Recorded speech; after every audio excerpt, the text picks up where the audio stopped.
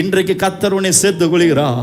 அல்லேலூயா. என் சகோதரனே, என் சகோதரியே, கர்த்தர் உன்னை சேர்த்துக் கொள்கிறார். அல்லேலூயா. தம்முடைய பிள்ளைகளை அவர் இழப்பதற்கு மனதே கிடையாது. அல்லேலூயா. ஸ்தோத்திரம். 70 தரமும் நம்மளை மன்னிக்கிறார். அப்படி கணக்கு போட்டா அதுக்கு அப்பாற்பட்டு நம்மளை மன்னிச்சுக்கிட்டு இருக்கிறார். கர்த்தருக்கு ஸ்தோத்திரம். ஏன்னா அவர் நமக்கு கொடுத்த அந்த ஜீவன் அப்படிப்பட்டது. நமக்காக விலைக்கிரயமாய் சிந்தப்பட்ட ரத்தம் அப்படிப்பட்டது. அல்லேலூயா. ஸ்தோத்திரம். அது ரொம்ப பரிசுத்தமாக சிந்தப்பட்டிருக்கு. எந்த அளவுக்கு பரிசுத்தமாக சிந்தப்பட்டிருக்கிறதுன்னு பாருங்க.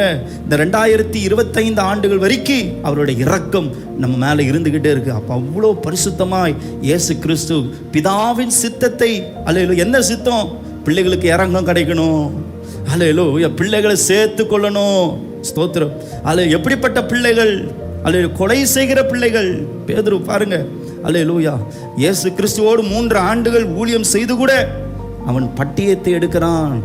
அதனால தான் வேதம் ஆண்டவர் சொல்றார், பட்டயத்தை எடுக்கிறவன் பட்டயத்தினாலே சாவான். அல்லேலூயா.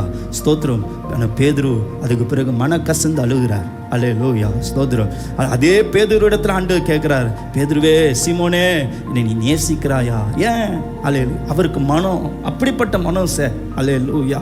அல்லேலூயா. அவருடைய இருதயம் அப்படிப்பட்ட இருதயம். ஸ்தோத்திரம். அது மனுஷருடைய இருதயம் கிடையாது. ஸ்தோத்திரம். இந்த உலகத்தோடைய இருதயம் கிடையாது. அது கர்த்தருடைய இருதயம். கர்த்தருடைய இருதயம் சேர்த்து கொள்கிற இருதயம்.